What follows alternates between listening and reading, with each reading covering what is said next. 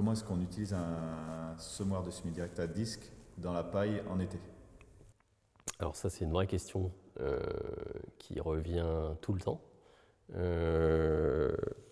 Parce qu'il y a ce débat, faut-il un semoir à disque, faut-il un semoir à dents, pour pouvoir faire une transition efficace vers l'agriculture de conservation et semer des couverts végétaux.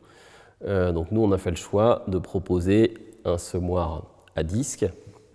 Alors, quand on dit semoir à disque, il y a même deux familles de semoirs à disque. Il y a des purs semoirs à disque et il y a des semoirs à disque avec une dent semeuse, qui est un peu le cas de notre semoir, parce qu'en fait, ce n'est pas le disque qui sème, c'est bien une rasette qui est dans le sillon qui va semer. Le disque, il est là pour ouvrir le sillon. Alors, on a fait le choix du semoir à disque parce que les gens veulent avoir un seul semoir sur la ferme, si possible, pour pouvoir semer à la fois l'été les couverts et ensuite, une fois que les couverts sont développés, semer dans le couvert vivant. Et alors là, pour semer dans le couvert vivant, il n'y a pas débat, il faut des disques pour pouvoir ouvrir le sillon dans un couvert. Alors l'été, pour semer les couverts en été dans la paille, avec un semoir à disque, la vraie question c'est comment est la paille?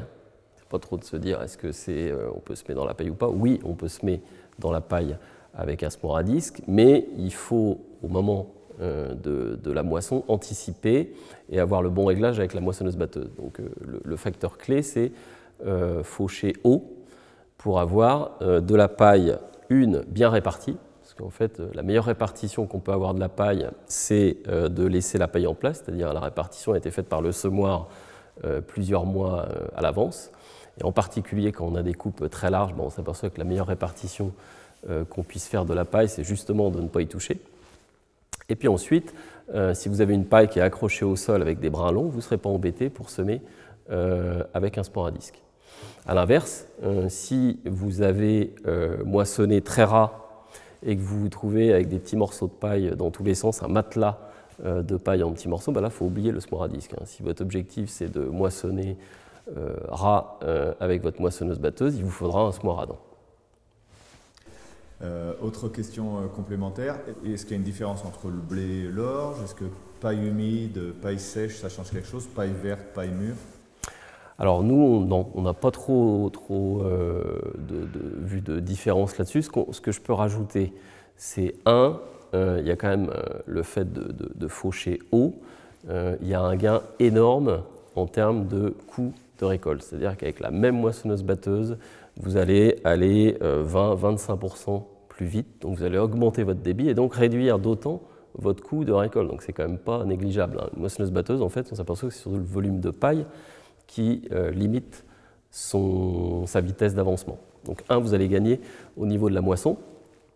Nous, ce qu'on a pu voir plusieurs années de suite, c'est que laisser des pailles hautes, ça peut avoir un effet intéressant pour limiter la consommation d'azote pendant la phase d'installation du couvert. Donc on a pu voir des écarts de développement de couvert très très importants si vous avez déchaumé ou si vous avez laissé des pailles hautes.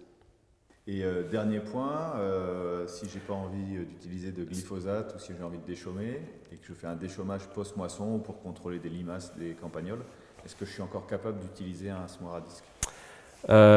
Alors deux choses, par rapport aux campagnols en particulier, attention, le fait de laisser les pailles hautes, donc c'est intéressant pour le débit de la moissonneuse, c'est extrêmement intéressant pour la qualité de semis avec un semoir à disque, mais c'est quand même un problème pour les campagnols. Donc si vous avez des problèmes de campagnols, vous laissez vos pailles hautes, vous semez, et ensuite, alors, soit vous passez un coup de rouleau, soit vous passez un coup de broyeur, mais vous venez coucher ces pailles hautes. Pour répondre à la question de s'il y a besoin d'un déchaumage, là, il n'y a pas de problème. On peut utiliser un semoir à disque pour semer les couverts. Ce qui va être important dans ce cas-là, si on a remué de la terre, c'est vraiment avoir une très bonne fermeture du sillon et une grosse pression sur le sillon pour permettre un bon contact terre-graine et une bonne levée de la graine en été.